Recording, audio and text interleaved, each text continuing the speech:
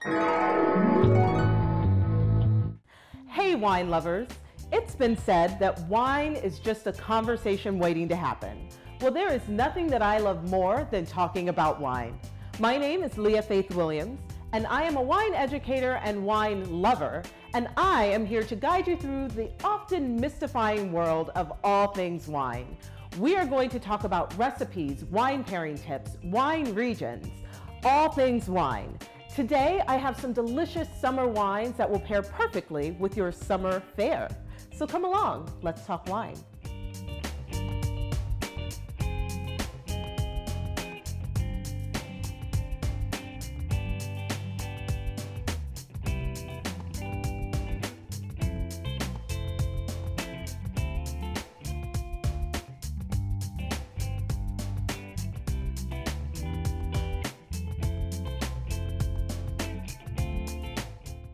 So let's get started. Rosé. Rosé is super trendy right now here in the States, but let me tell you something. Outside of the United States, rosé has been popular for centuries. It is an amazingly delicious summer wine that everybody loves because it goes so well with everything. You can really pair rosé with just about anything. It's extremely versatile. Rosés are deliciously fruity, dry, and they have a wonderful crisp acid finish that is amazing, which really makes it pair very well with just about anything, that nice acid. Here I have a delicious pulled pork sandwich. So think about it, smoky, slow cooked pork that has been tossed in a really delicious, spicy, sweet, and tangy sauce. It is going to really explode with a glass of ice cold, refreshing rosé. But you don't have to stop there. This particular rosé is from Provence. So some people say that Provence makes some of the best rosés in the world, and I may be inclined to agree with them. But you can get rosé from anywhere in the world, Spain, Italy, even here in the United States of America. Every country makes rosé. So this particular rosé is from Provence, and it is made with the rosé blend in Provence, which is Cinsault. We also use Grenache, Cab Franc. A lot of big red grapes are going into rosé. How is that, you ask? It's not a red wine. What we do is we take the skins from the grapes and allow them to be in contact with the juice for a short amount of time. And when I say a short amount of time, it can be anywhere from a few minutes to a few days. It really depends on what the winemaker is looking for. And in the end, you have a really lovely wine that has the substance that you get from the skins and just a little bit of color. But you still have bright acid that you would also get in a white wine and a lot of substantial flavors that pair well with anything. You can pair rosé with anything. We're talking Mexican food all the way to Indian food. It's great as an aperitif. It's great with desserts at the end of your meal. It's great when you're just sitting outside enjoying the evening summer with your friends. Rosé is always a great way to go. You don't even have to think about what you're serving. You can serve it confidently knowing that you are making a great pairing. So say yes to rosé.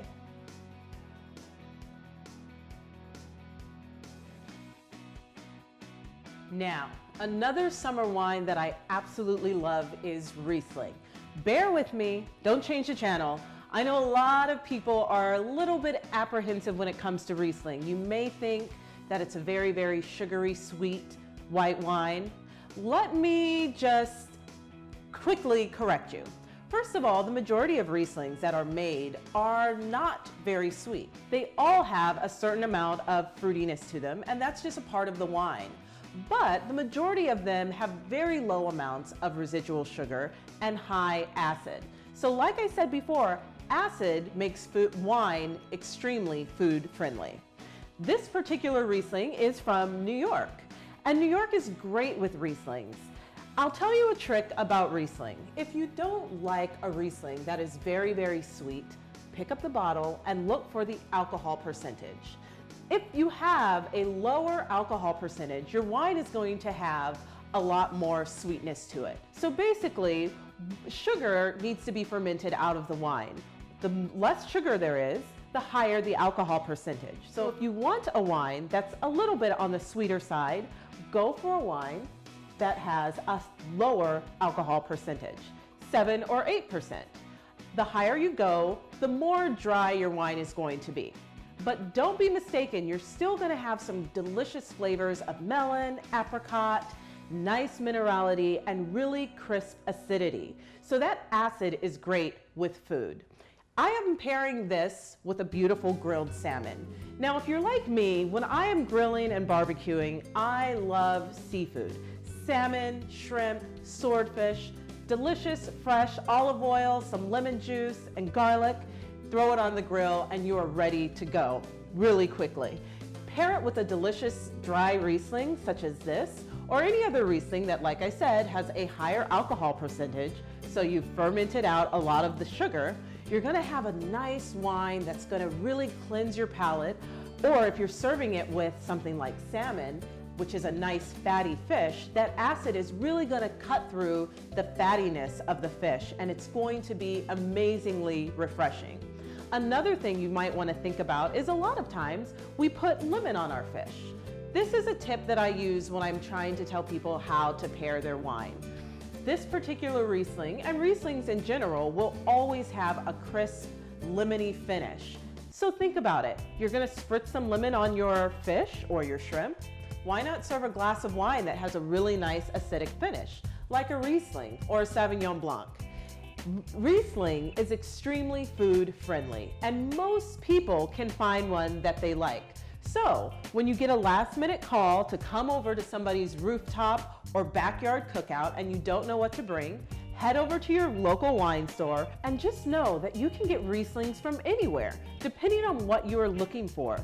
California makes really fruit-forward Rieslings, so they are still going to have the acid, but not nearly as much acid as you would get in a German Riesling.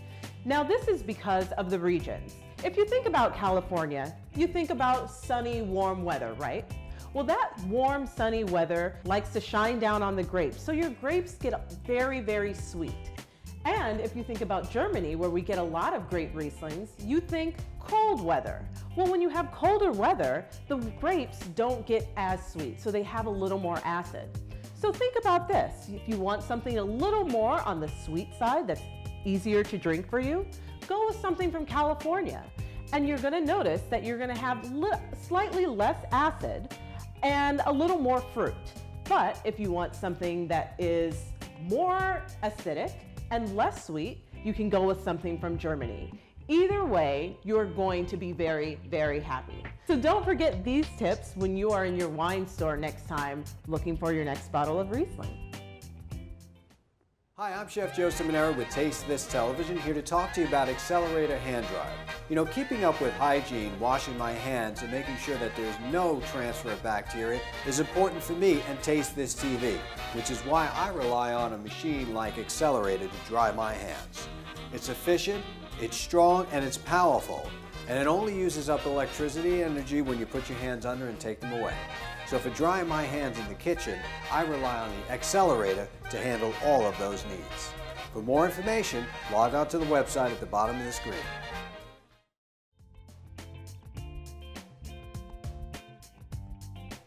So now when summer rolls around, there are always those people, you know who you are, those people who don't like to drink white wine, but you think you have to drink white wine because it's hot outside and it's summertime.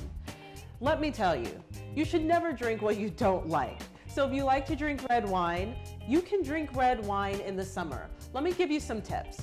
First of all, you can chill any wine that you have. Any wine can be chilled. I love a nice, slightly chilled red wine in the summertime. But what you want to do is look for a wine that doesn't have a very high alcohol percentage, because as the wine starts to warm up a little bit, you're going to taste the alcohol and it's not going to be very enjoyable. So you're going to want to look for medium-bodied to lighter wines, and you want to chill them. You can chill them just slightly, or you can chill them cold. Chilling wine will change the flavors. This is one of my favorites. This is a Beaujolais. So Beaujolais is a region right below Burgundy, and it is made with the Gamay grape. It is nice and light. It has just a touch of fruit. This particular one is one of my favorites because it's got some nice smoky gaminess to it, which is pretty typical with Beaujolais. So I'm pairing it here with barbecue. Who doesn't love barbecue in the summertime? It's what we live for. This is some barbecued chicken, and it will go amazingly well with this delicious Beaujolais. So Beaujolais is a lighter wine, almost in the style of a Pinot Noir. If you look at this glass of wine, you'll notice that it is actually quite light. But what I love about Beaujolais is that it's light on the palate, but it is so complex when you drink it. There are so many different flavors. And when it's just slightly chilled, it is amazing. You get nice dark berries in this, some smoke, some gaminess. It is perfect with anything that's been cooked on the grill. But also, because it is nice and light, it goes really well on its own. It goes great with a salad as well. Say you're gonna try and mix the two. A nice salad, throw some steak on there, pour a glass of Beaujolais. You don't need white wine if you don't want to drink white wine. Red wine is absolutely fine, slightly chilled. You can also go with a nice Pinot Noir. Now, depending on what you like to drink, I would say go with a Pinot Noir from maybe California if you like your red wines a little more fruit forward. If you like your red wines a little more earthy, go with something like a Beaujolais or even a nice Burgundy, which is a Pinot Noir from France. This Beaujolais has very substantial earthy flavors. So even on the finish of it, you get nice earthiness, such as barnyardiness, which people always look at me crazy and they say, do you taste a barnyard? I do, but you don't have to. But if that is what you like, go for it. It's absolutely great, so simple, and this is a wine that you can pick up just about anywhere. So just remember, summertime does not mean that you have to force yourself to drink a white wine. Red wine is extremely versatile and can be chilled and consumed any time of the year. You can also go with a Rioja, a young Rioja. So Rioja is a red wine from Spain, which is delicious in the summertime as well. It's a light to medium-bodied red wine with nice flavors of cherry, sometimes even a little chocolate. You chill that, it is amazing. Again, it's great on its own, but it's also really nice with your great summer fare. If you think about summertime and the foods that we eat, we don't just eat the barbecued chicken, we have side dishes, potato salad, macaroni and cheese, fruit salads, coleslaw. These things pair really nicely with a nice chilled red wine, like we have here, the Beaujolais, a Pinot Noir, or a lovely Rioja. It's an easy pairing. You don't have to force yourself to drink something that you don't like. One of my #1 tips when I'm talking about wine is drink what you like. If you don't like it, you're not going to enjoy it. So go for that red wine. You can easily go into any wine store and ask for a Beaujolais. But make sure to ask for a Beaujolais Village. We also have a Beaujolais Nouveau, which is a younger red wine from Beaujolais. They tend to sell out pretty quickly. They're released in the fall. They're very, very young and not as earthy as a Beaujolais Village. So this is what you want to ask for. If you go to your nice wine store and you say, hey, I'm looking for a delicious Beaujolais Village, they are going to point you in the right direction. But while you're there, don't forget, a nice Rioja will work as well, and a delicious Pinot Noir from California will work too.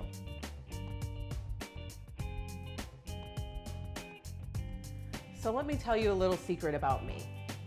I love bubbles.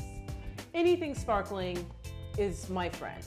But the great thing is, sparkling wine goes great with everything. So let's just say that you're a person who likes red wine and you like sparkling wine. And you like summer food, like barbecue and hamburgers, and you don't know what you want to drink. I have the solution for you. This is a sparkling Shiraz. That's right, it's a Shiraz, it's a red wine, and it is sparkling.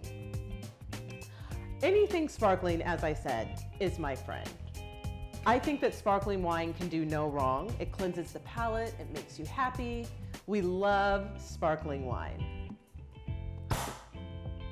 So whenever you're opening a bottle of sparkling wine, you want to make sure that you keep your hand on top of the cork at all times. There is so much pressure in these bottles that cork, as soon as you start to twist the wire, the cork can go flying off and hit you or someone else. So always make sure to keep your hand on top of the cork. So, beautiful sparkling wine. It's red, it's delicious, it's got a beautiful foam when you pour it. It's absolutely amazing. So you would want to chill this, obviously. But this is a Shiraz. So Shiraz is a nice, typically full-bodied red wine, and this is from Australia. We know a lot of Shiraz comes from Australia. And what you get in Australian Shiraz is nice fruit-packed wine. So we're talking dark cherries, jamminess, maybe some currants, and some spice. Add to that bubbles that are happening from the double fermentation process, also known as the champagne method.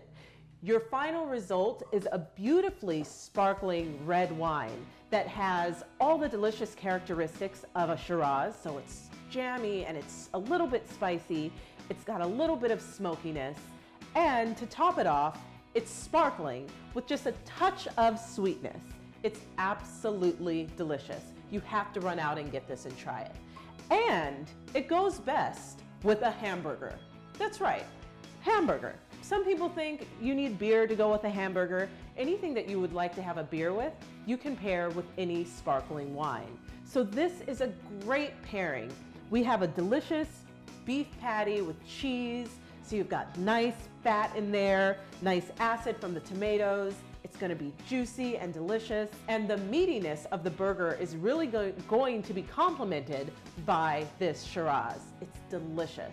And it's also going to be so refreshing because as you wash it down, those bubbles are really going to get in there and cleanse your palate. So it's going to be refreshing. After every bite, you're going to take a bite, you're going to take a sip of this delicious wine.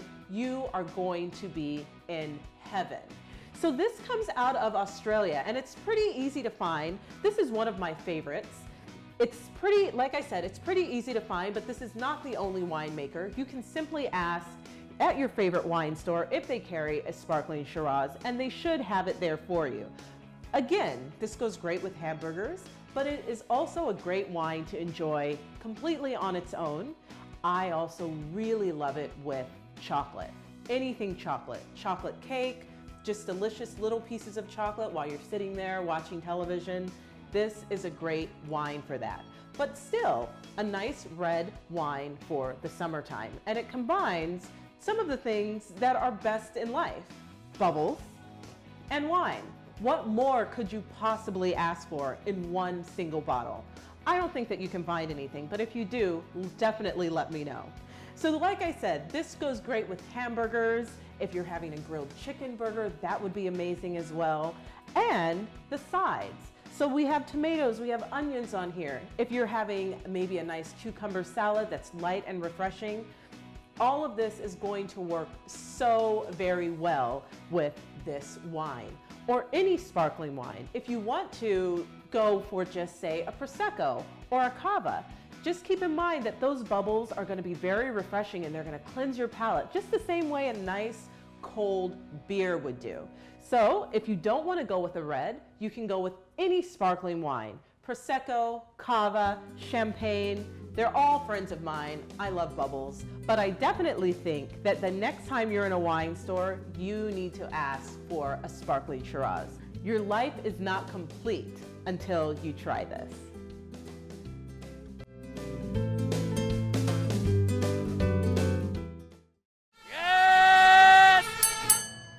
The authentic recipes for all of our products are signature to La Morena. The chilies are literally hand-picked for each can. Everything is manufactured in Mexico and imported into the US. La Morena is best known for its quality and authentic flavor, giving our users a taste of home.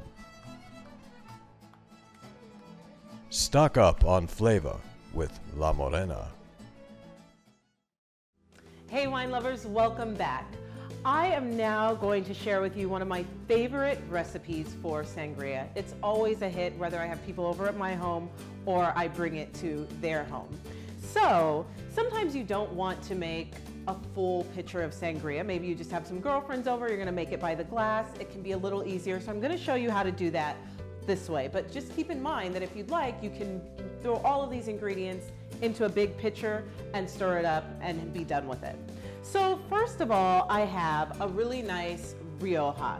So obviously, sangria comes from Spain, and I'm using a Rioja, which is a red wine from Spain. It's usually a Tempranillo or Grenache or a blend of the two, but you can use any red wine, white wine, rosé, or sparkling wine with this recipe. Zinfandel works really great as well, as does a California Cabernet. So I'm going to use my Rioja. I have here some fruit. What I like to do with my fruit is go to the supermarket and get fruit that is overripe. You know, there's usually a section with fruit that's kind of on sale. They're just trying to move it. What you really want is your fruit to be really, really sweet so that you don't have to add additional sugar to your sangria. I personally don't add additional sugar to my sangria, and I don't like mine particularly sweet, but there are some ways that you can sweeten it up, and I will show you that too. So here I have some just really nice fresh fruit that's been chopped up. We have some mangoes, some pineapple. It smells amazing. I also added some fresh herbs just for a really nice kick. I have some basil and some mint that's chopped up as well. So what I like to do is add a little bit of flavored vodka. This is peach flavored vodka.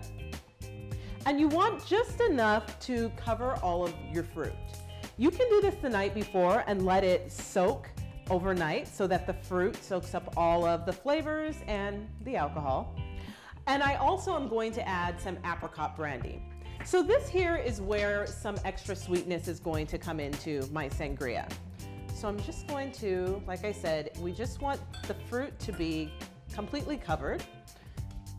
And as I said before, you can do this the night before, set it in your refrigerator, and then when you're ready to make your sangria, you're going to toss it in to your glasses or your pitcher. So we're going to pretend that this has been soaking overnight. And I'm going to add my fruit to my glasses, just like this. It's really pretty. And keep in mind that that fruit is really going to carry, it's going to add some sweetness. It's also going to add some freshness to your sangria, and it's beautiful.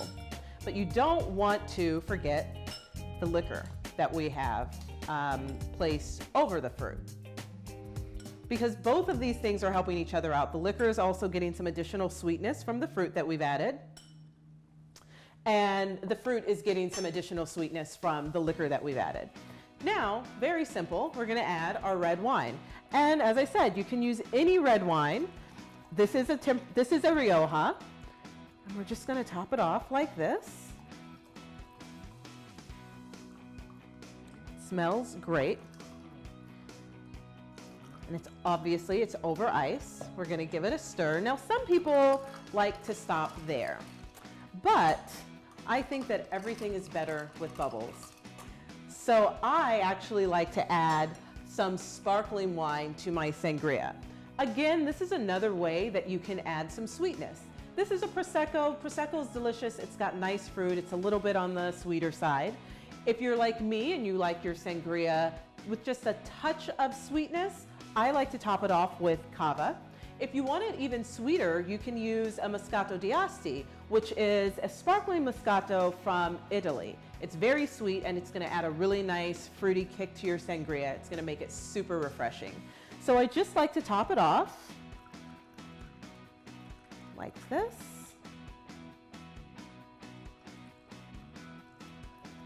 It's absolutely beautiful. Just like that. Now you can use this recipe with anything. You can switch out the red wine for a white wine, a rosé, or even just a sparkling wine. Give it another stir so that you get all of the fruit and the flavors mixed up in there, and then serve and enjoy. That is so delicious. It's refreshing, it's got just a touch of sweetness, and the bubbles really liven up your sangria. Definitely try this recipe. It's so easy. Everybody will love it. And like I said before, you can make this the night before. You can throw all the ingredients into a pitcher and put it in the refrigerator to let everything soak. Or if you have an impromptu gathering, you can whip it up just like we did and no one will even know. Everybody will think that you have sangria waiting on hand in your refrigerator for uninvited guests to pop in. So wine lovers, I hope that you learned something about summer wines and summer food and have gained a little more confidence for the next time that you decide to go shopping for wine.